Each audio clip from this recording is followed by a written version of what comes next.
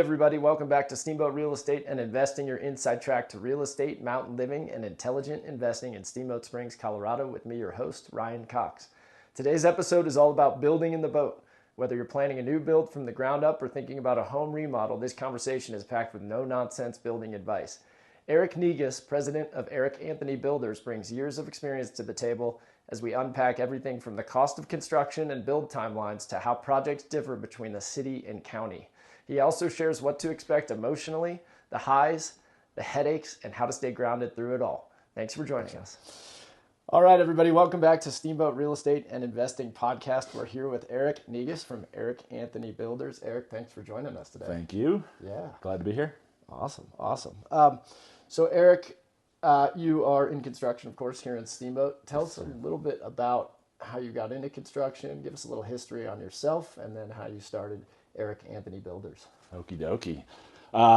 Got into construction, construction management major in college. Got into construction probably just growing up. My grandpa was a carpenter, doing odds and ends all through my youth, doing that. And then, like I said, construction management major in college up at Northern Michigan University. Then took, a job over the summer with a remodeler in Arlington Heights and did a lot of additions, new home construction, kind of fell in love with carpentry at that point. And then after college, took a job with like a production builder, Lennar Homes. They do like cookie cutter homes all through the country. Did that till the recession. That blew up in '08. Got laid off, went back to swinging a hammer for 2 years. I realized I could do it on my own. Was getting a lot of side work, basements, things like that, just family, friends. So started Eric Anthony Builders, I believe in like 2010 in Chicago. Mm-hmm. We moved out here in 21, so about 11 years we did it in Chicago. Just remodels, did a couple new homes, but mostly remodels in Arlington Heights. We'd pop the top on ranches and add second floors. It was pretty common. And then had a buddy here, I don't know, with the NMU Constructors Alumni Group as a newsletter. And Skip Warnke out here posting something about like building, multi-million-dollar homes, and I get powder days off. And so I responded to his message, and he brought me out for an interview with Gerber Baron. And then we decided to move out here in COVID. It was a COVID move in 2021. We moved out here. Awesome. Worked for Gerber Baron for about a year and a half. Worked for JSM for about a year and a half, and then went off on my own and started up Eric Anthony Builders back up out here again. That's great. Well, congrats on started in Chicago, worked for a couple of the other local companies, and then started back up here in Steamboat. That's super exciting. Sounds like you've got some great momentum already. Yeah, I mean, the work's out there. There's plenty of work for everybody. I feel like there could be even more, GCs out here. But again, just kind of like the labor pool and having the guys that do the work is the struggle. So. Yeah. What was the biggest surprise or shock coming from Chicago to small Steamboat Springs from a construction standpoint as you started digging in here? What were some of the biggest surprises? I mean, from a building standpoint, just like the mass of the projects, right? Engineering is a huge part of the construction out here, whereas in Chicago, architects can stamp plans. You're not having to get an architect and an engineer. Mm-hmm. Architects can do a lot of the structural work back there. So, I mean, there's just so much steel and engineered wood in these homes. So that's, from a construction standpoint, that's kind of the difference. From just like a business standpoint, the pace of life out here and trying to find good help that wants to work 40 hours a week is sometimes a struggle. Yeah. But there's good guys out here that want to work, and it's just a matter of kind of finding them and, keeping the guys happy so they want to stay with you and getting them to just turn out a good, decent product, How is totally agree. Of course, that's what we've seen, and a lot of construction companies struggle with that. Mm-hmm. What's your team? How does your team look right now? So I don't have any employees, through Eric Anthony Builders. I have two guys that are basically 1099 that work for me 40 hours a week, and they're great guys. So 2 to 3 guys I try to keep on hand full time, just working, doing the carpentry end, the demo, tasks that we can handle in-house, siding, framing, all that good stuff. And then everything else is subbed out. Mechanicals, electrical, plumbing, all that is subbed out through through subs in town, and I've finally narrowed it down to guys that we work well together. Yeah. So we kind of, I know their price points, I know their, how they like to work, and we kind of have gotten to a good place, but it's taken some time, obviously, to work through some of the maybe folks you don't work well with or don't deliver the right quality. And it's not like it's not always quality. Sometimes you just don't work well with guys. You don't get along with everybody. So and there are no egos in construction, right? Yeah, no. I like to say I don't have an ego until someone stresses their ego on me, and then it's all downhill after that. I kind of have that like kind of old school Chicago, just get it done. We'll bullshit later kind of attitude, and that doesn't really go over well here per se. It's like, I'm just gonna go skiing, you can pound sand. So you said you're doing remodels and a couple new construction right now? Yep. Okay. And what, as far as the remodels, what type of remodel work do you guys typically do? We'll do anything from a kitchen to the two that we have right now are basically full guts. And ideally that's that's kind of the way to go, because you can take it down to the studs, you can see what's behind the walls, correct what needs to be corrected, and then move forward. And then it's basically new construction. So a lot of times that'll keep your fees down too. Like the subs rather see the walls exposed and just start from scratch rather than having to tap into someone else's hodgepodge work. And then you don't know what the next room looks like if you're keeping all the drywall and finishes on. So how does that's an interesting point. Does that affect like warranty, like for electrical, for example, on a remodel? What does that look like if you're not going down to the studs and you are kind of half someone else's legacy work, half new work? That's also the trick is like, okay, someone's going to come in here in 5 years and do the bathroom next door to the kitchen we just did.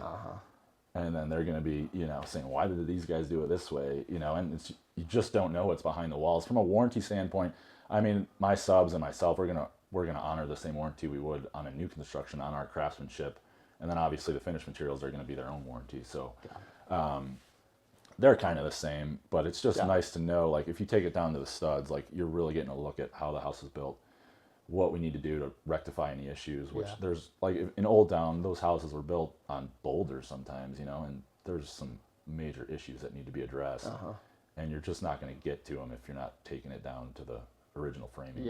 So, really understanding the guts of the house. Yeah, for sure. So on a remodel like that, where you're going down to the studs, and of course the cost range can vary, but what people are super interested in is what does something like that cost on average? Nice finishes, fixtures, etc. Maybe not top of the line, but midline. And of course, every home is different. There are super wide bookends because structural engineering can blow a figure out of the water. But for sure. What do you, if you had to put some bookends on it, what would you say on a remodel? It's always like the square foot price everyone wants to know, like construction. And it's always like a long-winded question, like, I know there's a lot of variables and all that, but what's the square foot price? pretty much. I'm not going to hold you to it until the first invoice comes. And that's right. You said it was going to be that. No, it's not. Like, new construction's a little bit easier, but on a remodel, and I actually looked through the books last night on the 3 that we've done. Like 2,000 to 2,500 square foot home, full gut that we've done, they're between 225 and 300,000. Like middle of the road finishes. No major like structural work besides that roof tear off that we did, but that was a much smaller home. So 2,500 square foot home, $225,000. On the super low end, I think. So like 100 to $200 a foot. Is that? Yeah, that's right? On the low end. On the low end. Yeah. So it could be, $100. That's super efficient. But maybe there all the way up to, of course, the sky's the limit depending on the project. I'm trying to think the one we didn't do a kitchen on. So like there's variables right there. Of course. And I was just looking at the end, the end sum of those projects. And I think they were on the right around 300 grand, let's say, on average. Okay.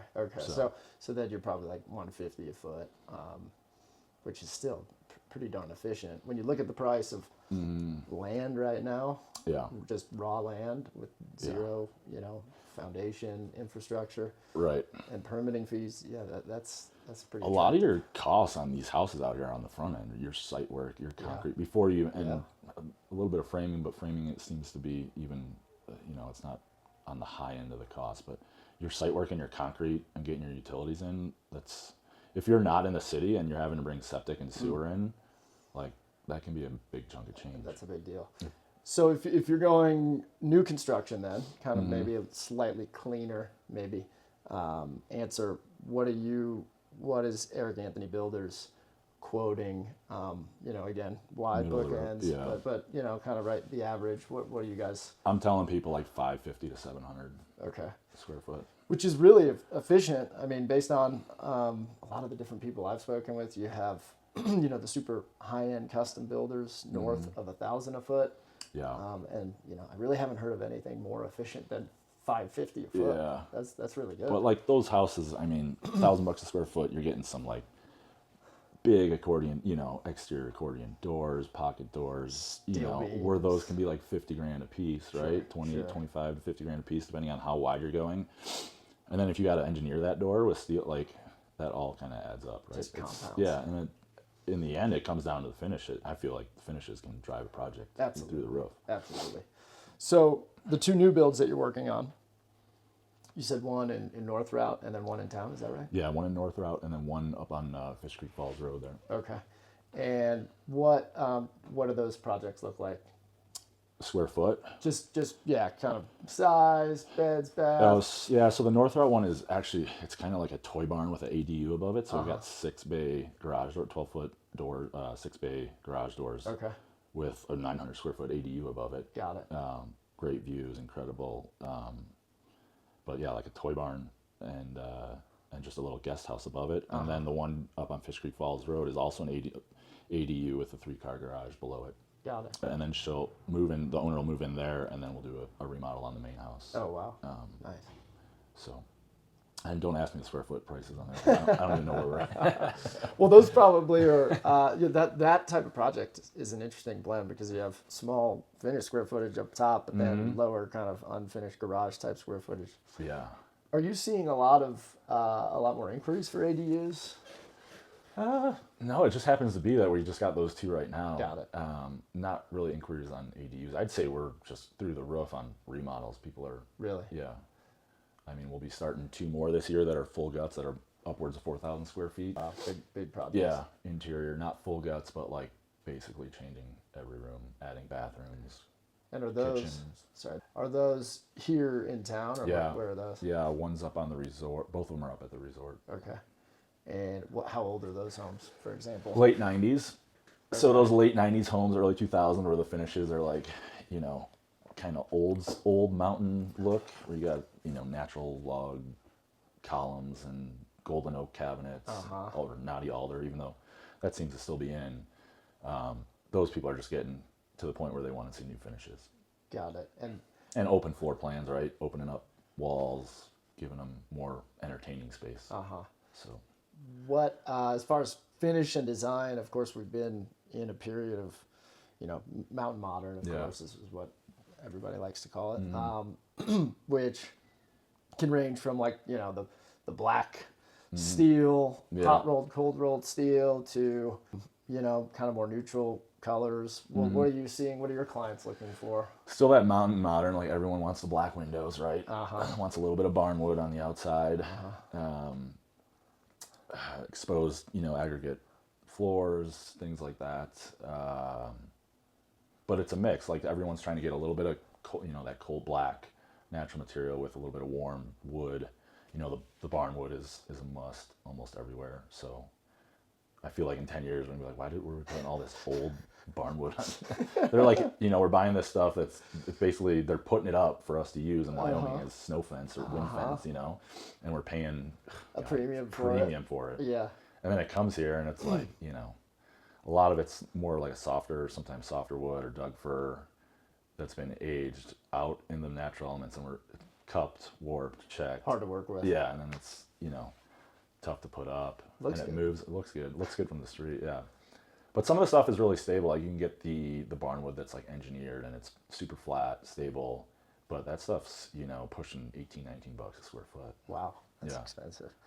What are some of the things that Eric Anthony Builders does differently? I remember we were talking, I don't know, this was maybe a year ago. I remember you said, maybe even posted a picture or something, but you were meticulously vacuuming the walls before priming, I think. Oh yeah, Making sure that there was not a grain of dust on them, which I thought was impressive. People clean the walls, but you were, I think, going to the next level. So that stuck with me. What are some of the other things that you do differently? I'd like to say we do that on every job, but sometimes slips through the cracks. But the paint just adheres better when it's clear or when it's clean. Yeah. I think since I grew up just with a passion of carpentry, I think the craftsmanship on the carpentry end is something that we take pretty seriously, and it's taken me a couple of years to find guys that can get on board with that. Yeah. And I feel like once you find guys that really love carpentry, it's kind of easy to keep up the level of a decent level of craftsmanship.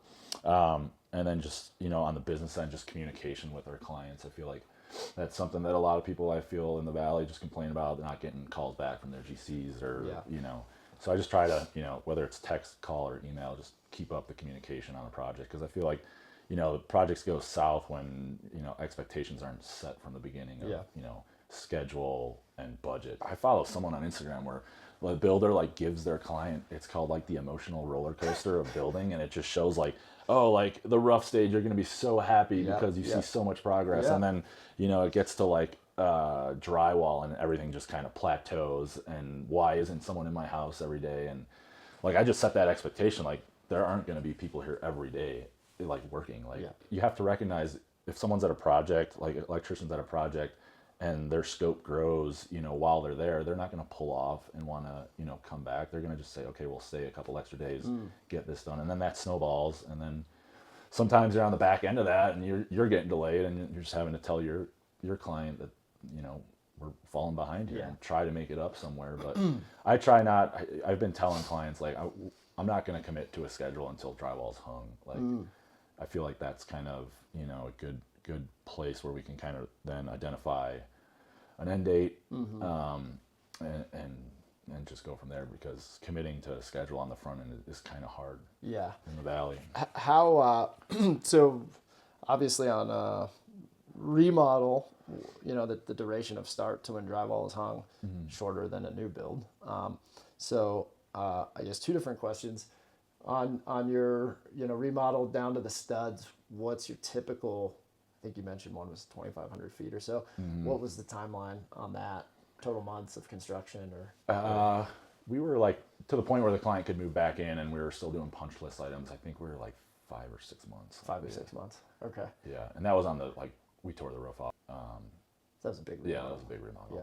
Smaller square footage, but scope wise, a little bit higher. And then the two that we're doing downtown, we started let's say April 1st, and they'll be back in September. So it's similar, 5, 6 months. Yeah. And then for your new construction, what are you telling homeowners roughly? We just have these AD. I mean, the square footage, it's a year. I mean, a year. Yeah, we can probably push it forward. Yeah. On something, but we're not building monsters 10,000 square footers. Those are pushing 2 years, and that was my experience with my 2 previous employers. I think it was close to year and a half, 2 years on some of those bigger builds. So a year's quick. Yeah. I mean, I don't think. So we built our house up north that we just sold. We started in October and we moved in June. So that was a big push. But again, that was 1,000 square, with a garage, 1,500 square feet, a small build. Okay. But again, if you're out in the county with site work, septic and sewer adds some time to the project. Yeah. What are some of the more challenging aspects of not just your projects, but any project in the mountain contributing to that longer timeline? What are some of the slow moving processes and the more difficult processes on a new build? On a new build, it could be on the front end with design and engineering, getting them to commit to turnaround date. Permits are pretty straightforward, especially Steamboat, I feel like does a pretty good job. I think it's a 10-day turnaround time till when you get corrections. And a lot of times, if you make those corrections right away, you get it back in a week. They say they have another 10 days, but it's usually sooner than that. And on our remodels, we were getting permits a lot earlier than those 2 weeks. So the permitting process is pretty streamlined here. Material, since we're somewhat remote, can be a challenge. It's not like you can just go down and grab stuff. So material and finishes can lag sometimes. And then it's just the the labor, just making sure we have that dialed in before we start on a project, and you can't even dial that in. It's kind of like if framing takes an extra 2 weeks, your plumber's going to go start somewhere else if he's not going to wait for you. So just communicating that to the owner ahead of time, saying this is how stuff rolls. Yeah. So pulling back, in your experience, for somebody who's not built before, doesn't know much about the process, give us a quick overview on that. Yeah, so the process is a little bit different than where we have fallen in on our projects here. The two new construction builds that we have, fortunately, they had gone through the design process, had the property. We kind of came in on the back end of that. But on the front end, I mean, obviously identifying a piece of property, where you want to live, and then once you have that piece of property, you can go one of two ways. You can go to a design firm, and then they bid it out, or they'll send it out to GCs like myself that they like to work with. Or you can come to a GC first, and we can bring it to designers that we like to work with. You can kind of go two ways there. And then after that, I mean, in town here, it's like who's available to do the work. And, in Chicago, back when it was a little bit more competitive, it was like, I want 3 bids. I want to make sure I'm getting, the best bang for my buck, and make sure prices are coming in kind of aligned with other trades. So, but yeah, it's basically, your site for development, designer, GC, and then you're off to the races. Yeah. Okay. And in the land side of the process, what are a couple tips that you would give to people, things to be aware of, things to look out for when they're buying land, topography, soils, what types of things? Well, you first have to identify here if you want to be in the county or in the city, right? Do you want the convenience of being downtown near the resort, or do you want to be in the county away from everybody? Typically, that's a second home or whatnot.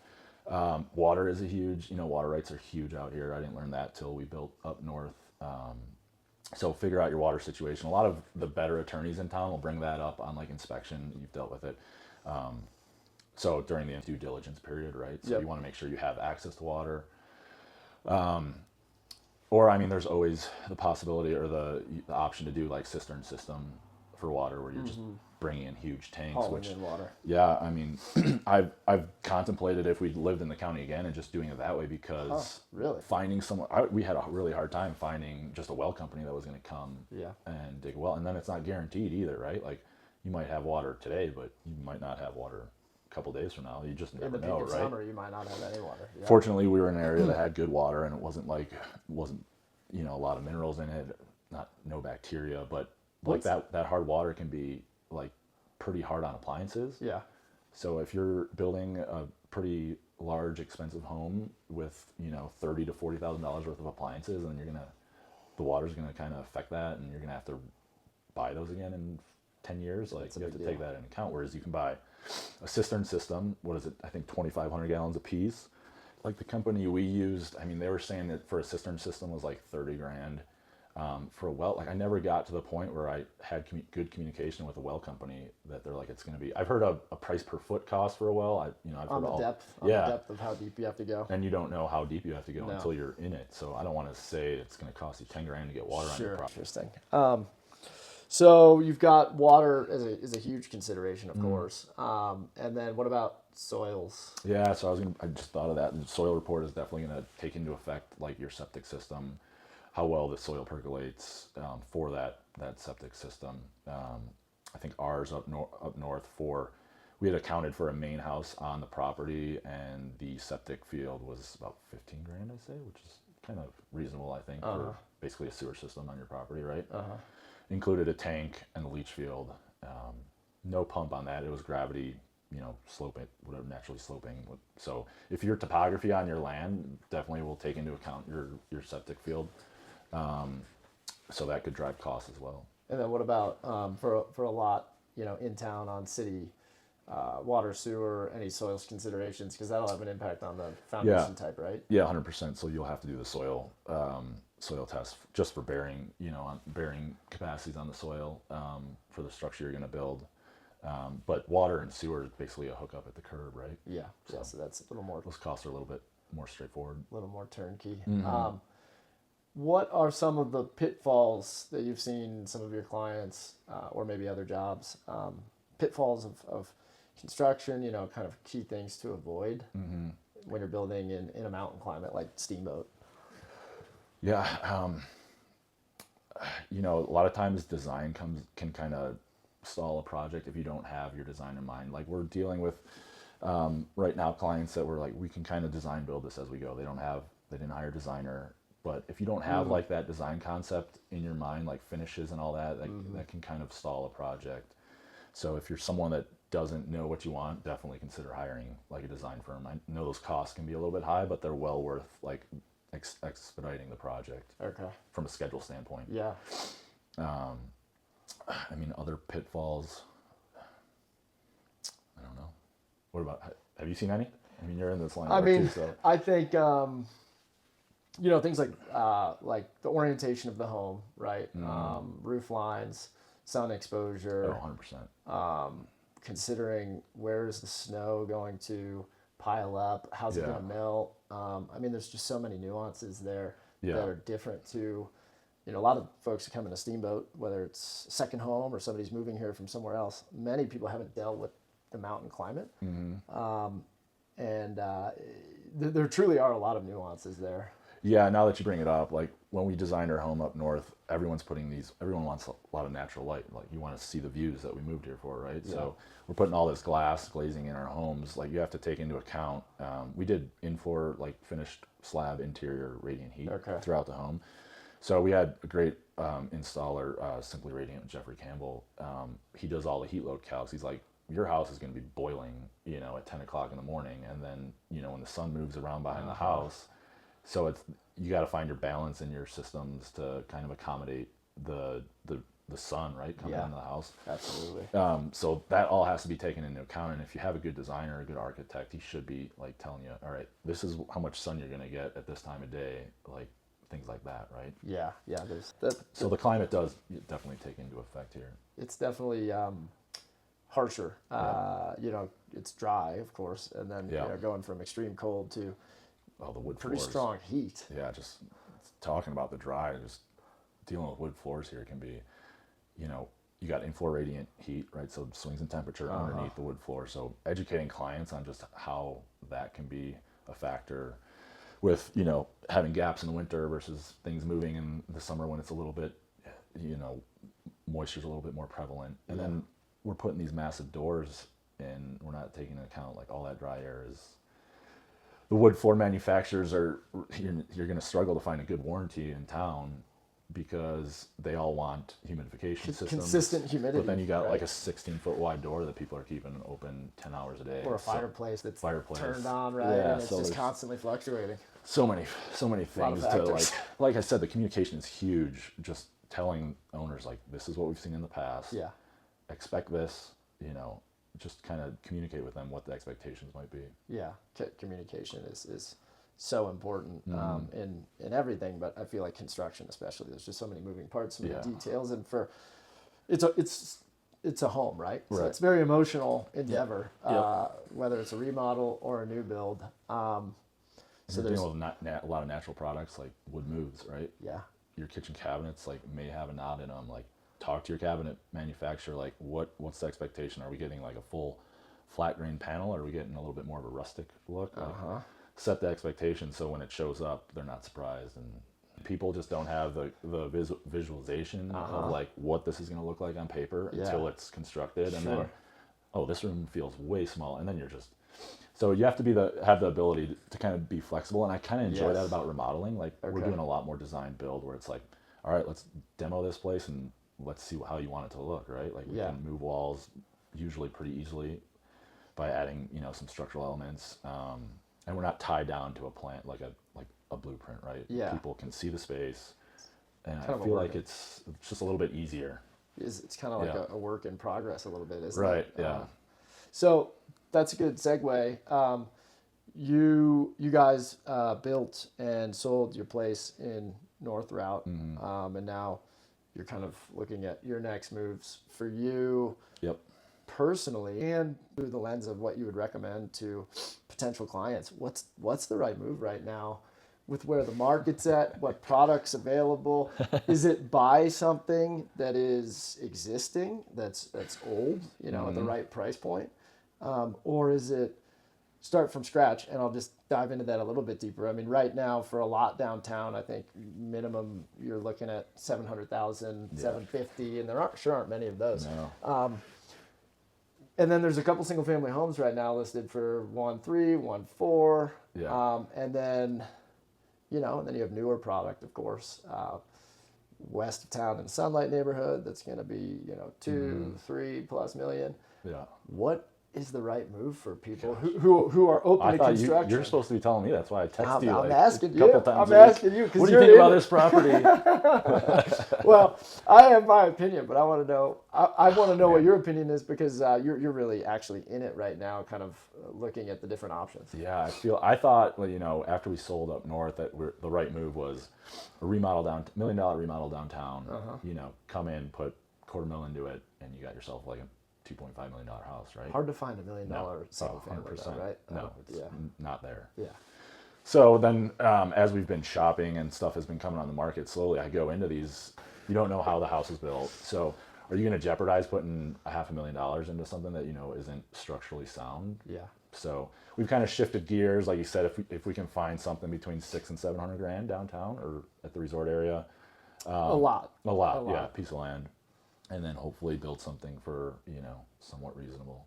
I think that's maybe the best move. New build. Yeah. And then you have control over everything. Everything, right? Everything's brand new. You're getting what you want as far as design and construction, rather than you're limited to an older footprint foundation and some of the stuff downtown being questionably built back in the day. Yeah, I mean, early 1900s, right? Yeah. I mean, some of the homes that are on right now, I think, are like 1920. So it's old product.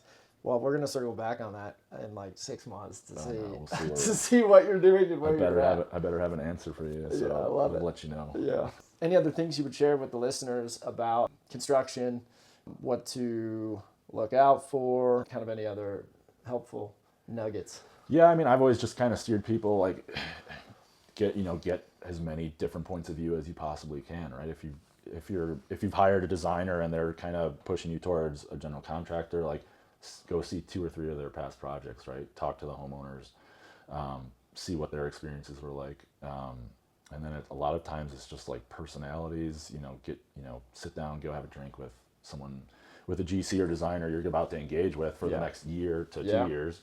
You're going to be talking to them every day, for an extended amount of time. Like, you want to be able to know that you're going to have a good relationship, and it's not always going to be, sunshine and rainbow stuff. You're going to have some tough conversations. So, just kind of do your due diligence on who you're about to hire, right? Yeah. So yeah, I think that's good advice, and asking a lot of questions so that you understand the process and you manage your own expectations, because it's hard. Again, having built my own house, we're really, really fortunate with our general contractor. It was amazing in delivering the home efficiently, pretty much on budget.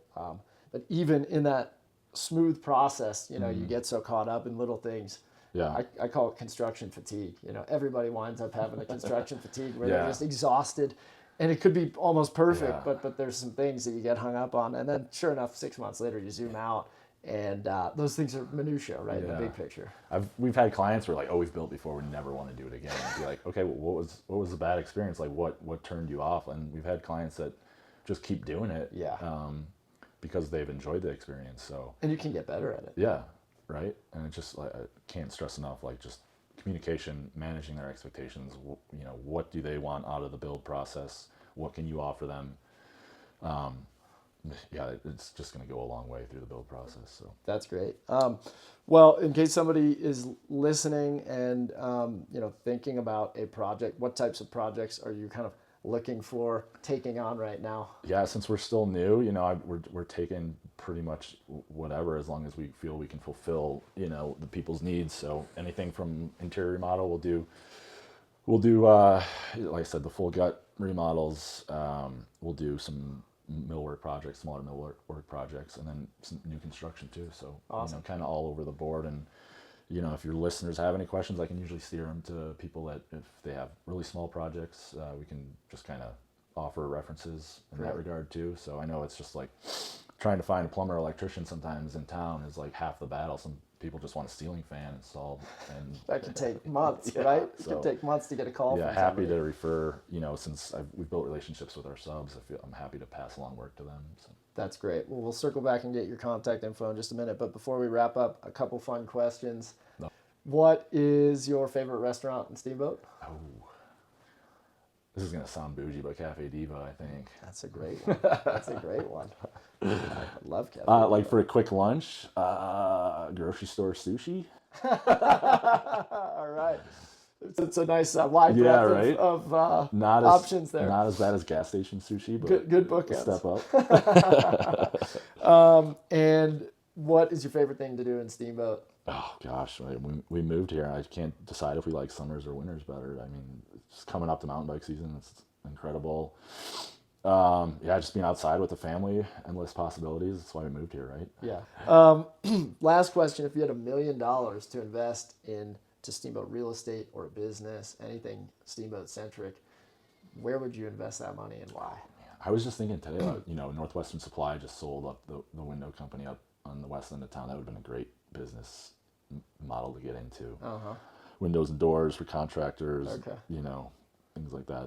I feel like they're always gangbusters. Oh, that's windows and doors. I mean, it's it's in your wheelhouse. And I was looking at the Routt County construction data, and I think year to date, through end of April, I could be botching this number, but I want to say it was 90 million of construction permits pulled year to date. That might be just in permits. Yeah. Holy cow. So obviously there's a lot of demand, especially right now, right, with the Yamp Valley Housing Authority projects, with the condo developments on the mountain. Yeah. One of the permits was $9 million for the Astrid, that new boutique condo development that's going to be slopeside up on the mountain. So their permit was $9 million.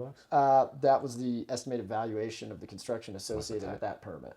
And if people want to get in touch with you, what's the best way to reach out, connect, see what you're doing, see some past projects? Yes, thank you for telling me to start that Instagram handle. So I think it's Eric Anthony Builders on Instagram. Okay.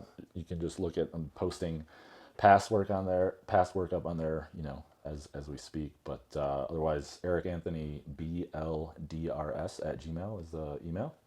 Phone number is 847-980-6895. Call or text.